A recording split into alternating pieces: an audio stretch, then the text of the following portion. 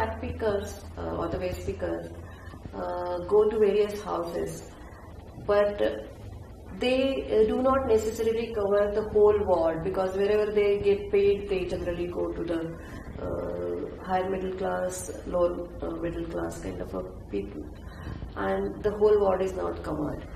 So an NGO called Janwani has come forward with the concept of zero garbage ward, wherein every household was connected to the waste pickers and segregated waste was collected from the whole ward, and ward as a unit was created into a zero garbage unit, and that was replicated in various wards. So this experiment first was done with the CSR assistance from Cummins India, so that all the houses from the corporation are connected, because what happens is connecting these households is a big task, and one has to go house to house, convince the society, convince the people, and sustain that also for a long time. Wherever Janwani has worked, the door-to-door coverage has gone from 49% to 85%, and the segregation percentage has gone from 29 to maybe 70-75%. So this project has helped in giving results for segregation and house-to-house coverage and all these things. So Janwani is an offshoot of the Chamber of Commerce in Pune. There have been a few really critical aspects of Janwani. One is people participation. Secondly, extremely data-based working. See, what happens is that typically when you look at people who are working in, so to say, non-government sectors, there is a lot of heart, but not much of usage of head. And sometimes in business, there is a lot of usage of head, logic, etc., but the heart is not there. So it is learning by doing things. And let me tell what are the key elements that we have learned so far. No problem of garbage can be solved unless every home takes the responsibility of segregation of the garbage that the home generates. This is very critical. And so it's a segregation into biodegradable and non-biodegradable. Typically in our language, we call it wet and dry. Dry means typically plastic and stuff like that, and wet is typically the kitchen waste and stuff like that. And so unless every home does that segregation, and we carry that segregation through the whole the life cycle of the garbage, we won't be able to solve the problem. So we worked quite substantially on teaching people how to segregate and what to segregate. Then we worked on processes to ensure that to every door, in every morning, a garbage picker goes. You see, because what happens is that if there is no process of ensuring that the garbage is picked up, typically the homeowner will, when he's going to work or something, he'll pick that bag, he'll probably put all the garbage together and throw it in a bin. Now, if it lands up in a bin, then to do the segregation is even more difficult. So you have to have processes and systems to ensure that the garbage picker goes every day. If he doesn't turn up, somebody else goes, and we actually put in ISO certified systems to ensure that this is done. So the first step is homeowners doing segregation. The second step is the garbage pickers pick up the garbage. The third one is the revenue generation out of the dry or the plastic waste, which is market forces, which works beautifully. The garbage going to the dump should not be more than 5% of the total garbage generated every day. So it should be like maybe 80-90 tons per day. Now that's a manageable problem. Good thing about our whole experience has been tremendous public participation, and we have been able to draw in a lot of people into this whole area. There has been a lot of participation by corporates. So at least 10 companies in the city, mine included, we have contributed both by giving money for running this, and we have also contributed by getting our employees involved in awareness creation.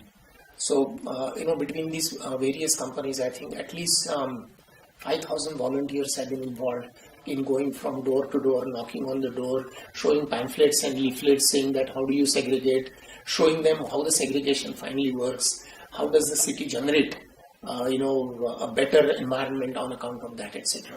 So that has been there. The third thing has been the involvement of the administration.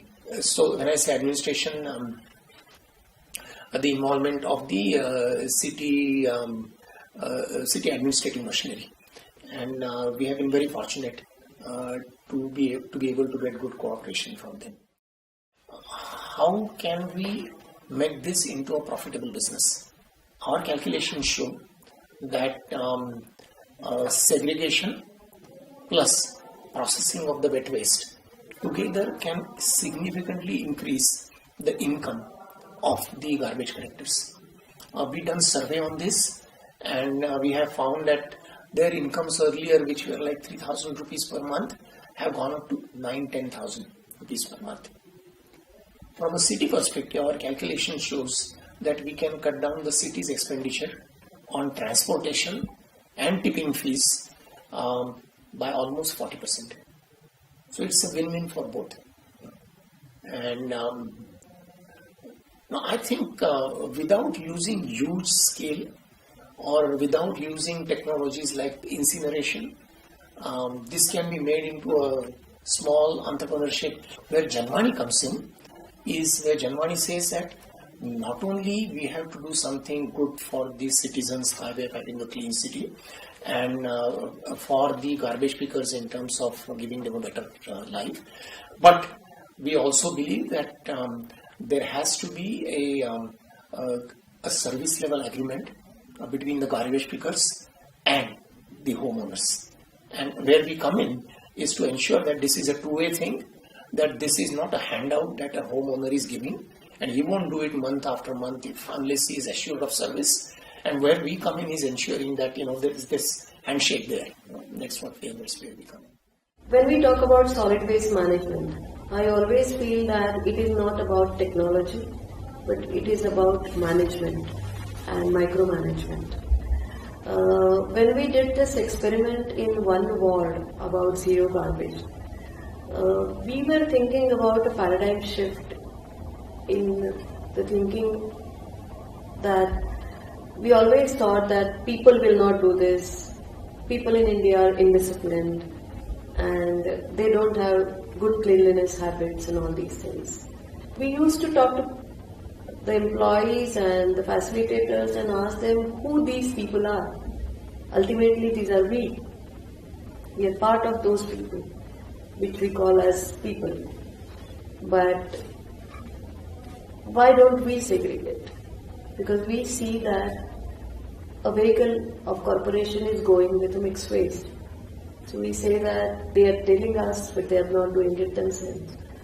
And they are really, our efforts are not rewarded by taking it separately. So if they see that corporation is taking that pain to take the garbage separately, people will give garbage. So we tried that and it really worked. Pune Municipal Corporation initiatives in decentralized waste management and involving waste pickers and selling the dry garbage has benefited even in financial terms for corporation. One thing is, because we are attaching these waste pickers, we are not employing people from our side to collect garbage. So we are saving on that almost 15 crores a year. These people, they sell garbage, dry garbage, and their 12 crores are recovered because of not going that garbage into the processing part or dumping sites. This is the key of solid waste management. If each household keeps garbage separate, the management really becomes very easy, because now if we give a good quality of garbage, then it will become an industry now.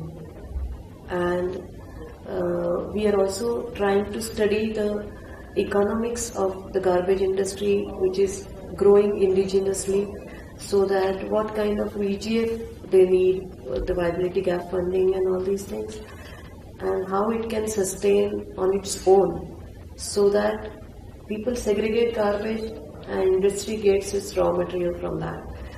And the corporation's role of collecting and disposing and everything is reduced to that extent.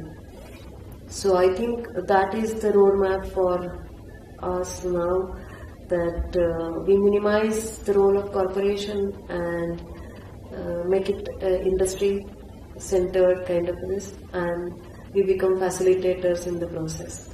So I think the transition has started, and it can go a long way in making garbage a real industry if we segregate the garbage at source properly.